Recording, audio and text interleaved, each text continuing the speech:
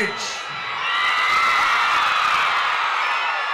Courage தான் எல்லாத்துக்குமே ஒரு பேஸ். கரேஜ் தான் எல்லாத்துக்குமே ஒரு பவர். அப்படிப்பட்ட அந்த பவர் எதிலிருந்து ஆரம்பிக்கிறது தெரியுமா? நம்மள அண்டர் எஸ்டிமேட் பண்ற நேரத்துல, நம்மள ஒரு ஏளனமா பார்க்கிற நேரத்துல, நம்ம யாருன்னு ப்ரூவ் பண்ணி காட்டணும்னு ஒண்ணு தோணும். நம்ம யாருன்னு காட்டணும்னு ஒரு உத்வேகம் ஒண்ணு வரும். அப்படி ப்ரூவ் பண்ற அந்த பாயிண்ட் எதுல இருந்து ஸ்டார்ட் ஆகுது தெரியுமா? எந்த விஷயத்துல நம்மள கிண்டலும் கேலியுமா பேசுறாங்களோ அதே விஷயத்தை வச்சு நம்ம அது ஒரு பாசிட்டிவா மாத்துறதுன்னு ஒண்ணு இருக்குல்ல, அதே விஷயத்தை வச்சு நம்ம அது ஒரு ஃபயரா மாத்துறதுன்னு ஒன்று இருக்குல்ல, அங்கிருந்து தான் அந்த பவரே ஸ்டார்ட் ஆகும். அப்படிப்பட்ட அந்த உண்மையான அந்த பவரை சொல்ற அந்த பாயிண்ட்ல இருந்து ஆரம்பிக்கலாமா? ஏ விஜய், வீட்டை விட்டு வெளியே வா. ஏ விஜய், பணியூர் விட்டு வெளியே வா அப்படின்னு சொல்றவங்களுக்கு என் வீடு எதுன்னு தெரியுமா? முதல்ல என் வீடு எங்க இருக்குனாவது தெரியுமா? என சீண்டி பார்க்கறதா நினைச்சு கிண்டலும் கேலியுமா பேசுறவங்களுக்கு நான் சொல்றேன், இந்த தமிழ்நாடு தமிழ்நாடுன்னு சொல்றாங்களே, அது மத்தவங்களுக்கு வேணா ஸ்டேட்டா இருக்கலாம். ஆனா என்ன பொறுத்த வரைக்கும் என் தாய் நாடான தமிழ்நாடு தான் என் வீடு.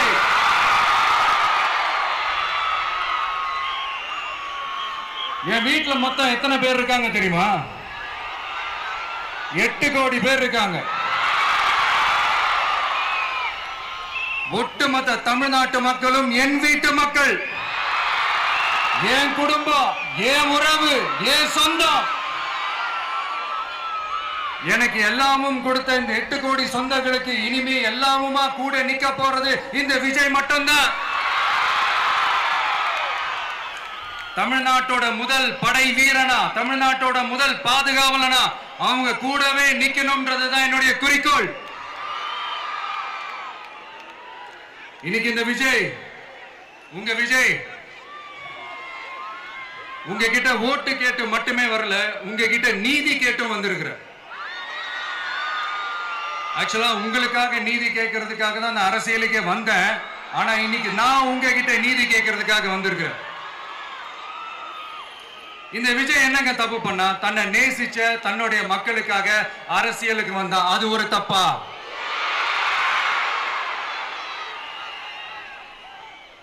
எல்லாத்தையும் ஒதுக்கி தள்ளிட்டு மக்களுக்காக மட்டுமே வந்த அது ஒரு தப்பா? இந்த மத்த கட்சிகளுக்கெல்லாம் மாநாடு நடத்துறதுக்கோ பொதுக்கூட்டம் நடத்துறதுக்கோ இல்ல ஹால் ஃபங்க்ஷன்ஸ் நடத்துறதுக்கோ பர்மிஷன் கொடுப்பாங்க, இடம் கொடுப்பாங்க. ஆனா நமக்கு மட்டும் இடம் கொடுக்க மாட்டாங்க, கொடுக்கவும் விட மாட்டாங்க. இது என்னங்க நியாயம்? நான் போய் மக்களை சந்திக்கிறதுக்கோ இல்ல மக்கள் வந்து என்ன சந்திக்கிறதுக்கோ ஒரு உரிய இடமோ இல்ல உரிய பாதுகாப்போ மத்த கட்சிகளுக்கு எல்லாம் கொடுப்பாங்க. ஆனா எனக்கு கொடுக்க மாட்டாங்க, கொடுக்கவும் விட மாட்டாங்க. இது என்னங்க நியாயம்? இந்த SOPs சொல்லுவாங்க, அதனுடைய ஃபுல் ஃபார்ம் வந்து ஸ்டாண்டர்ட் ஆபரேட்டிங் ப்ரொசீஜர். ஆனா எனக்கு மட்டும் அது ஸ்டாலின் சார் ஆபரேட்டிங் ப்ரொசீஜர். இது என்னங்க நியாயம்? இந்த விஜய் உண்மையானவன்றது உங்க எல்லாருக்குமே தெரியும். நமக்கு எதிராக சதி செய்யறது யாரு, நமக்கு எதிராக சூழ்ச்சி செய்யறது யாரு, நமக்கு எதிராக பழி போடுறது யாரு, யாரெல்லாம் ஒன்னா சேர்ந்து இதெல்லாம் செய்யறாங்கன்றது உங்க எல்லாருக்குமே நல்லா தெரியும். அதனால என்னோட சொந்தங்களாகிய உங்ககிட்ட வந்து நான் நீதி கேட்காம வேற யாருக்கிட்ட தான் போய் கேட்பேன்?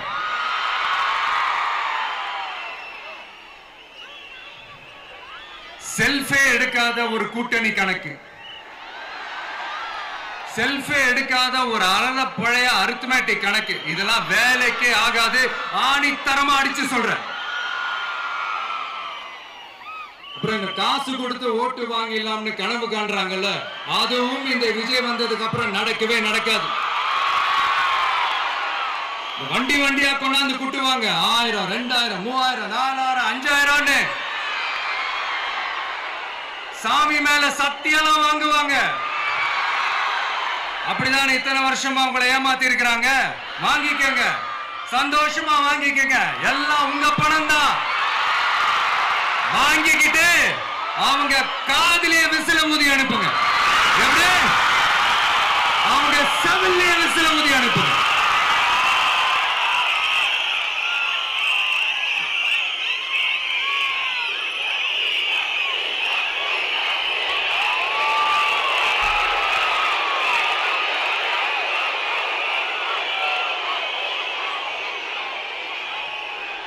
அடுத்து நம்மளுடைய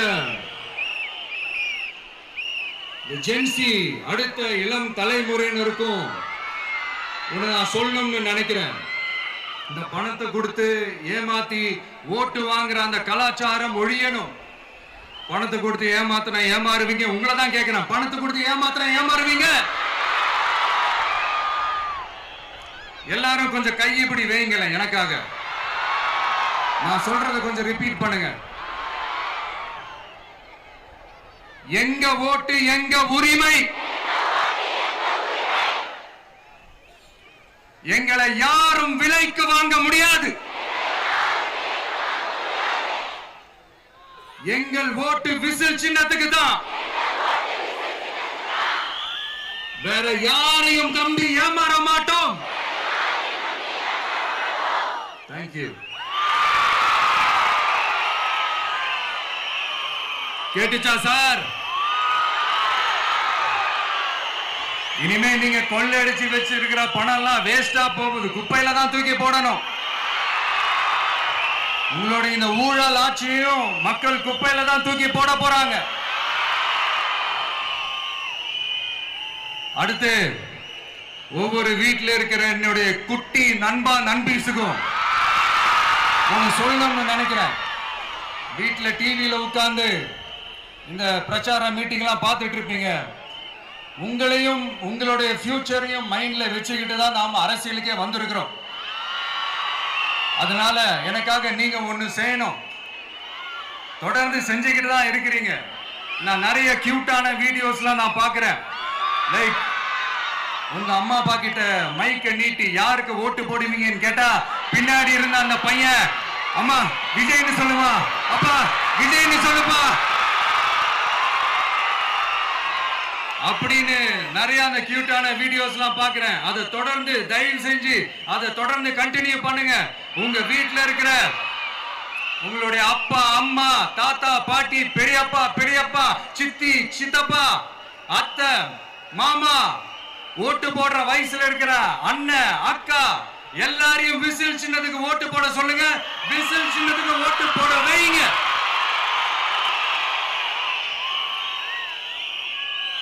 இந்த தேர்தல் நெருங்கிற இந்த நேரத்தில் பொலிட்டிக்கலா ஸ்பீக்கிங் டு த பாயிண்ட் ஒரே ஒரு விஷயம் நான் சொல்லணும். நாங்க அரசியலுக்கு வந்தது எந்த கட்சியும் ஒழிக்கிறதுக்கோ அழிக்கிறதுக்காகலாம் நாம அரசியலுக்கு வரல. யார் மேலேயும் தனிப்பட்ட ஒரு வன்மமோ இல்ல தனிப்பட்ட கோபமோ அப்படிலாம் யார் மேலேயும் கிடையாது. இந்த மற்றவங்க மாதிரி இந்த வெறுப்பு அரசியல் பண்றதுக்காகலாம் நாம அரசியலுக்கு வரல. அரசியல் ரீதியா நம்மளுடைய எதிரிகள் யாருன்னு டிக்ளேர் பண்ணிட்டு தேர்தலில் நின்று ஜெயிச்சு மக்களுக்காக எங்களுடைய நன்றி கடனை செலுத்துறதுக்காக தான் நாம அரசியலுக்கே வந்திருக்கோம். Just want to make this clear. அவங்கள கேள்வி கேட்கறதுக்கு முன்னாடி அவங்களுடைய இயலாமையை மறைக்கிறதுக்காக இந்த ஏ டீம் பி டீம் இதெல்லாம் கூட சேர்த்துக்கிட்டு ஒரே விஷயத்த சொல்லி அழுவுறாங்கல்ல. என்னன்னு சொல்லி அழுவுறாங்க? அனுபவம் இல்லாதவங்களால எப்படி ஆட்சி அதிகாரத்தை செய்ய முடியும் அப்படின்னு ஒரே விஷயத்த சொல்லி அழுவுறாங்கல்ல. அந்த அழுகைக்கு நாம ஒரு பதிலடி கொடுக்கணும்ல. மக்களே, நான் உங்களையே கேட்கிறேன், தெரியாம தான் கேட்கிறேன். இந்த அனுபவம் அனுபவம் அனுபவம்னு சொல்றாங்களே, அதிகாரத்தை வச்சு மக்கள் பணத்தை கொள்ளையடிச்சதை தாண்டி வேற ஏதாவது கொம்பு முளைச்ச பெரிய அனுபவம் இவங்களுக்கு இருக்குதா?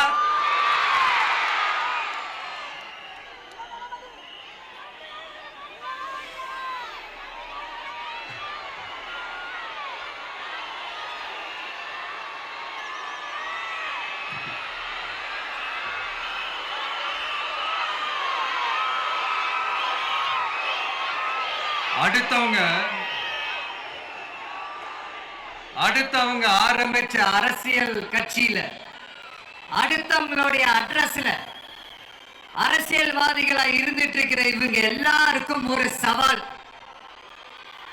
என்ன மாதிரி தனியா என்ன மாதிரி சொந்தமா ஒரு கட்சி ஆரம்பிச்சு 1% அட்லீஸ்ட் 1% வாக்கு வாங்கி காட்டுற அந்த தில் இருக்குதா, திராணி இருக்குதா? 30 வருஷமா மக்கள் இயக்கமா இருந்து இன்னைக்கு மிகப்பெரிய ஒரு அரசியல் கட்சியா வளர்ந்து இந்த கூட்டணி கட்சிகள் மட்டுமே நம்பி இருக்கிற 75 வருஷ கட்சி, 50 வருஷ கட்சின்னு இன்னைக்கு ஆட்சி அதிகாரத்துல இருந்துட்டு இருக்கிற இவங்க எல்லாரையும் மீறி இன்னைக்கு களத்துல தனியா நின்னு இந்த 2 வருஷத்துல முதன்மை சக்தியா வளர்ந்து 30% தாண்டி இன்னைக்கு மக்கள் ஆதரவை பெற்றிருக்கிற நமக்கு அனுபவம் இல்லையா? உங்களுடைய அனுபவம் என்னன்னு சொல்லட்டுமா? கட்சி ஆரம்பிச்ச அண்ணாவை மறந்தது, கட்சி ஆரம்பிச்ச எம்ஜிஆர் அவர்களை மறந்தது, கட்சியை வளர்த்த ஜெயலலிதா மேடம் அவங்களை மறந்தது. இவங்க எல்லாரும் சொன்ன விஷயங்கள், பேசின விஷயங்கள், எதையெல்லாம் ஃபாலோ பண்ணணும்னு சொன்ன விஷயங்கள் எல்லாத்தையும் மறந்தது. இவங்களுக்கு நமக்கு அனுபவம் இல்லையா? நமக்கு அனுபவம் இல்லதான். கொள்ளை அடிக்கிறதுலாம் எங்களுக்கு அனுபவம் இல்லதான். அதெல்லாம் எங்களுக்கு சுட்டு போட்டாலும் வராது. இந்த கொள்கையை பேருக்கு மட்டும் வச்சுக்கிட்டு நேரடியா சரண்டர் ஆகிறது, மறைமுகமா சரண்டர் ஆகிறது, இந்த மாதிரி அனுபவம் நமக்கு இல்லதான். அதுவும் நமக்கு சுட்டு போட்டாலும் வராது. மக்களை நேசிக்கிற நல்ல குணம் இருந்தா போதும்யா. நல்ல சூப்பரான ஒரு நல்லாட்சி கொடுக்கலாம். நல்லாட்சி கொடுக்கிறதுக்கு மெத்த படிச்ச மேதாவிகளா இருக்கணும்லாம் ஒன்னும் அவசியம் இல்ல. காமராஜர் அவர்கள் மாதிரியோ எம்ஜிஆர் அவர்கள் மாதிரியோ மக்கள் சக்தியின் துணையால, மக்கள் மேல அக்கறையா இருக்கக்கூடிய நல்ல அதிகாரிகளின் துணையால சூப்பரான ஒரு நல்லாட்சி என்னால கொடுக்க முடியும், செஞ்சு காட்டுறேன்.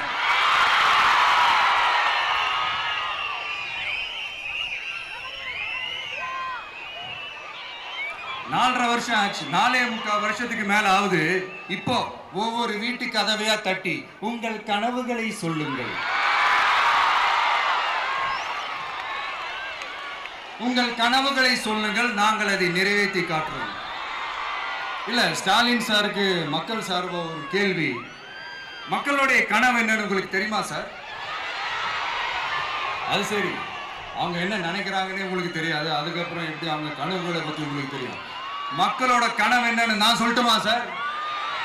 2019, 2021, 2024 இந்த 3 தேர்தலையும் மக்கள் உங்களுக்கு வாக்களிச்சதுக்கு காரணம் நீங்க மக்களுக்கு ஏதாவது நல்லது செய்வீங்கன்னு நம்பிதான். ஆனா நீங்க மக்களுக்கு கொடுத்த பரிசு மக்களுக்கு பாதுகாப்பே இல்லாத மக்கள் விரோத ஆட்சி. அந்த மக்கள் விரோத ஆட்சியை அகற்றிட்டு அந்த இடத்தில் தமிழக வெற்றி கழகத்தை ஆட்சி பீடத்தில் அமைக்கணும் அப்படின்றதுதான் மக்களுடைய ஒரே கனவு. இந்த மக்கள் விரோத திமுக அரசை நிலைக்க கூடாது அப்படின்றதுதான் மக்களுடைய ஒரே கனவு. 100% தூய சக்தி டிவிக்கு ஆட்சி அமைக்கும். அதுல உங்களுடைய கனவுகள், உங்களுடைய ட்ரீம்ஸ் எல்லாமே ஃபுல்ஃபில் ஆகும், நிஜமாகும்.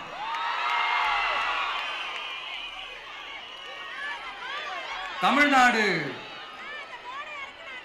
எப்பவுமே டெல்லிக்கு அவுட் ஆஃப் கண்ட்ரோல் அப்படின்ட்டு ஸ்டாலின் சார் அடிக்கடி சொல்லுவாங்க. ஸ்டாலின் சார் எது எதுலாம் அவுட் ஆஃப் கண்ட்ரோல் இப்ப நான் கொஞ்சம் சொல்லட்டுமா? முதல்ல சட்டம் ஒழுங்கெல்லாம் அவுட் ஆஃப் கண்ட்ரோல், பெண்கள் பாதுகாப்புல அவுட் ஆஃப் கண்ட்ரோல், இளைஞர்கள் வேலை வாய்ப்புல அவுட் ஆஃப் கண்ட்ரோல், மொத்தத்தில் அவரோட ஆட்சியே ஒரு அவுட் ஆஃப் கண்ட்ரோல். இந்த வருஷம் பிகினிங்ல சட்டசபையில பேசும்போது சொல்றாங்க, மக்கள் எல்லாரும் ரொம்ப மகிழ்ச்சியா இருக்கிறாங்க, அதனால நானும் ரொம்ப மகிழ்ச்சியா இருக்கிறேன் அப்படின்னு. மக்கள் சந்தோஷமா இருக்கிறத பார்க்கறது கூட ஒரு சந்தோஷம் தான் சார், அது யாரும் இல்லைன்னு சொல்லல. அப்படி உண்மையிலேயே மக்கள் உண்மையிலேயே சந்தோஷமா இருக்கிறாங்க அப்படின்னா ஏன் சார் விவசாயிகள் போராட்டம் நடக்குது? ஏன் சார் மீனவர்கள் போராட்டம் நடக்குது? ஏன் தொழிலாளர்கள் போராட்டம் நடக்குது? தூய்மை பணியாளர்கள் போராட்டம் ஏன் நடக்குது? அங்கன்வாடி ஊழியர்கள் போராட்டம், செவிலியர்கள் போராட்டம், மருத்துவர்கள் போராட்டம், மாற்றுத்திறனாளிகள் போராட்டம், அரசு ஊழியர்கள் போராட்டம், ஆசிரியர்கள் போராட்டம், இடைநிலை ஆசிரியர்கள் போராட்டம், பகுதி நேர ஆசிரியர்கள் போராட்டம். இதெல்லாம் உங்க ஆட்சியில மக்கள் மகிழ்ச்சியா இருக்காங்கன்றதுக்காக நடக்கிற போராட்டமா சார்? எனக்கு தெரிஞ்சு மக்கள் சந்தோஷமா இருக்கிறாங்கன்னா பொங்கல் வச்சு கொண்டாடுவாங்கன்னு கேள்விப்பட்டிருக்கிறேன். உங்க ஆட்சியில தான் போராட்டம் நடத்தி அவங்களுடைய மகிழ்ச்சியை வெளிப்படுத்துறாங்கன்னு நினைக்கிறேன். இன்னும் தீரவே தீராத பிரச்சனைகள்னா இருக்கிற இடம் பிரச்சனை, பார்க்கிற வேலை பிரச்சனை, பண்ற தொழில் பிரச்சனை, விலைவாசி பிரச்சனை, தண்ணி பிரச்சனை, பஸ் வசதி இல்லைன்ற பிரச்சனை, ரோடு சரி இல்லைன்ற பிரச்சனை, ஆஸ்பத்திரி சரியா இல்லைன்ற பிரச்சனை. இப்படி எல்லாம் ஒரு அடிப்படை விஷயங்களே பிரச்சனையா இருந்தா அப்போ ஆளுங்கட்சின்னு ஒண்ணு எதுக்குதான் இருக்கிறாங்க அப்படின்னு தானே மனசுல தோணும் மக்களுக்கு. ஆட்சிக்கு வர்றதுக்கு முன்னாடி தான் பொய் பொய்யா அடிச்சு விட்டீங்க. இப்ப ஆட்சியை விட்டு போகும்போது கூட பொய் பொய்யா பேசுறீங்களே சார், என்ன சார் இது?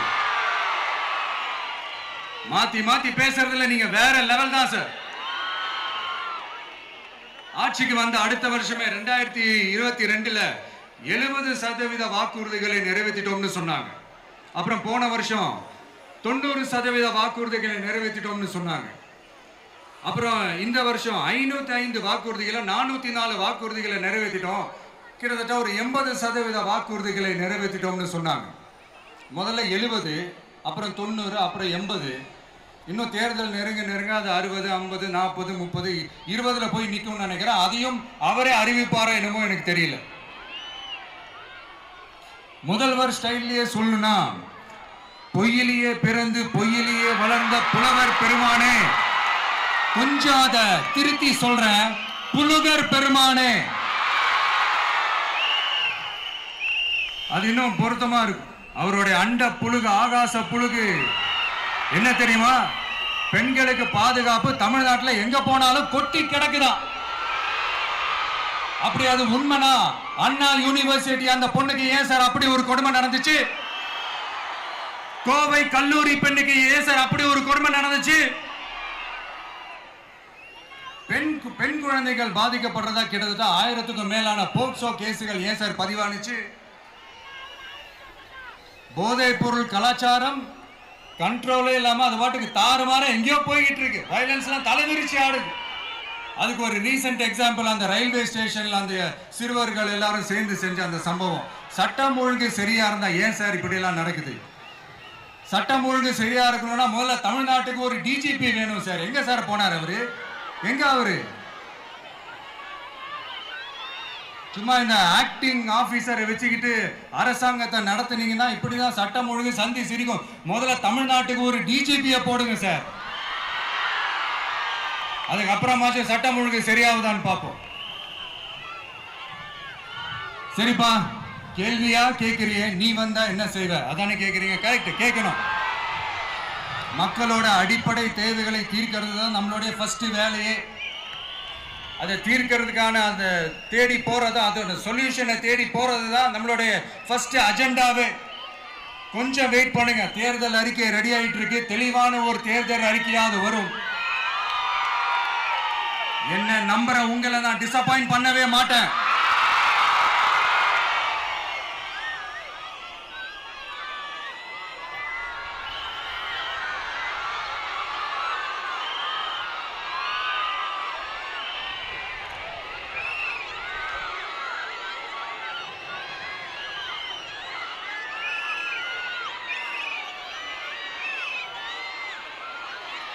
இந்த சும்மா ஆட்சிக்கு வரணும்ன்றதுக்காக இந்த நடைமுறைக்கு சாத்தியமே இல்லாத இந்த மாதிரி விஷயங்கள் எல்லாம், வாக்குறுதிகளை நான் என்னைக்குமே கொடுக்கவே மாட்டேன்.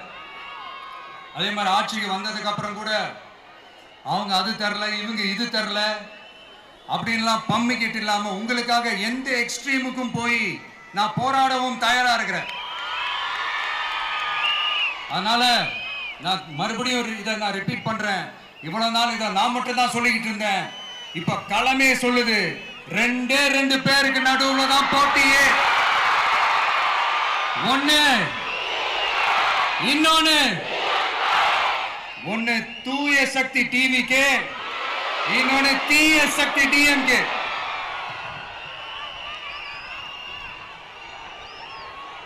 இப்ப நம்ம இந்த எலெக்ஷன் விஷயத்துக்கு வருவோம்.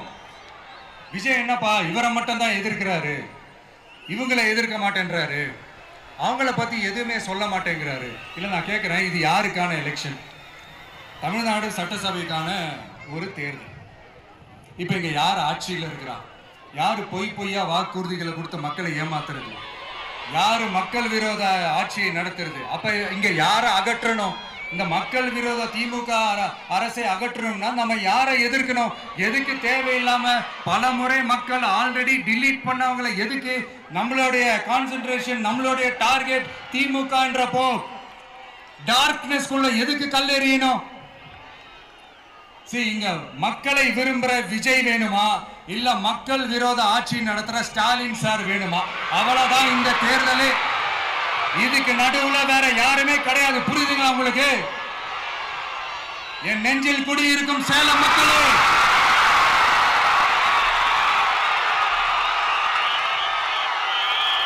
One last simple question. Vijay நம்புறீங்களா, ஸ்டாலின் சார நம்புறீங்களா? அவ்வளவுதான், முடிஞ்சு போச்சு. கதம் கதம். போர் முழக்கம் உங்களை ஒரு நிமிஷம் கூட தூங்க விடாது. இந்த போன லாஸ்ட் வீக் இந்த டிஎன்பிஎஸ்சி இந்த எக்ஸாம்ஸ், இந்த குரூப் 2 எக்ஸாம்ஸ் அதை அனௌன்ஸ் பண்ணிட்டு உடனே அதை கேன்சல் பண்ணிட்டாங்க.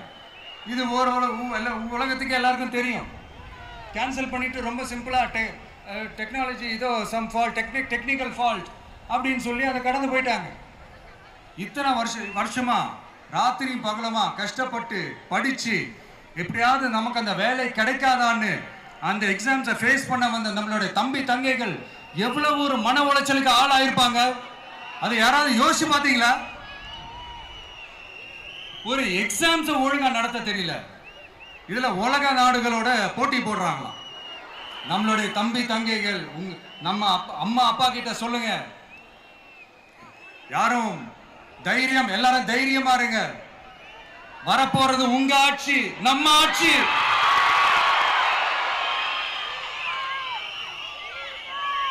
அதனால இந்த மாதிரிலாம் எதுவும் நடக்காம சமூக நீதிக்கான ஒரு நல்ல ஆட்சியை அமைப்போம். இளைஞர்களின் வேலை வாய்ப்புகளை மனசுல வச்சுக்கிட்டு டிரான்ஸ்பரண்டா அதுக்கான ஒரு தீர்வை காணுவோம். நான் விக்கிரவாண்டி மாநாட்டில் பேசும்போது ஒரு பொலிட்டிக்கல் பாம் ஒன்னு சொன்ன ஞாபகம் இருக்கா? ஆட்சியிலையும் பங்கு, அதிகாரத்திலையும் பங்குன்னு ஒன்னு சொன்னேன். இப்போ அந்த பொலிட்டிக்கல் பாம் எல்லா கூட்டணியிலையும் வெடிச்சுக்கிட்டு இருக்கு, தாறுமாற வெடிச்சுக்கிட்டு இருக்கு. ஸ்டாலின் சார்லாம் பதறாரு. ஆட்சி அதிகாரத்துல பங்கெல்லாம் தமிழ்நாட்டில் ஒத்து வராது அப்படின்னு சொல்றாரு. அவங்கள பொறுத்த வரைக்கும் ஜெயிக்கிறதுக்காக மட்டும்தான் கூட்டணி, மற்ற எல்லாத்துக்குமே அவங்க தனி அணி, அவங்க மட்டுமே ஒரே அணி. வெல்வோம் ஒன்றாக, ஆனா வரும் வெல்த் எல்லாம் பார்ப்போம் தனியாக. அந்த வெல்வோம் ஒன்றாக என்றது இதுதான் அந்த சீக்கிரட்டே. புரிய வேண்டியவங்களுக்கு நல்லா புரியும் நினைக்கிறேன். உங்களோட நான் இருக்கேன், நம்மளோட நம்ம மக்கள் இருக்காங்க. இதுக்கு மேல என்ன வேணும்? கான்பிடென்டா இருங்க, நல்லதே நடக்கும், வெற்றி நிச்சயம். மீண்டும் சந்திக்கும் வரை நன்றி, வணக்கம்.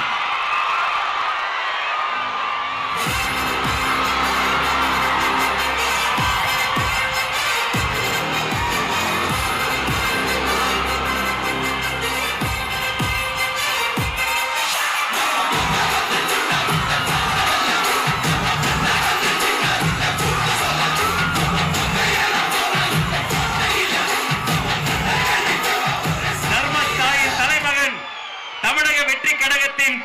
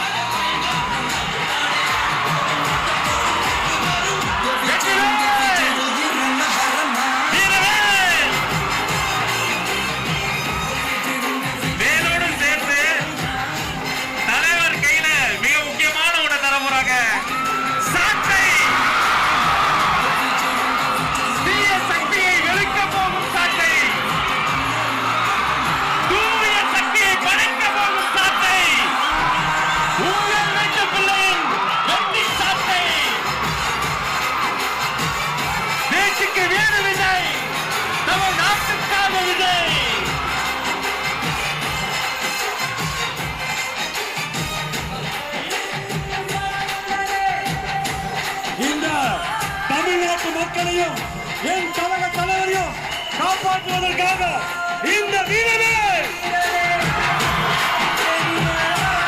ஊழல் சக்திகளை ஓங்கி அடிக்க சோட்டை விளக்குவோம். ஊழல் சக்திகளை நல்வாழ்த்தி தருவோம். நன்றி. கழக மாவட்ட செயலாளர்களுக்கு நன்றி.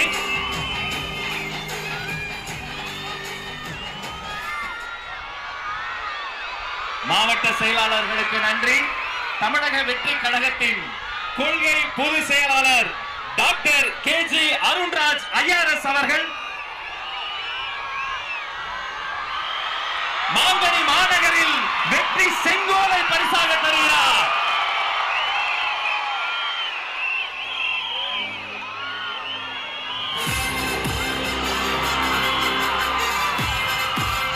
அந்த வெள்ளி செங்கோலோடு சேர்த்து மக்களின் சார்பில் மாங்கனி மாநகரில் மாவட்ட கழக செயலாளர் மக்கள் சார்பில் பொன்னிற செங்கோலையும் தருகிறார்.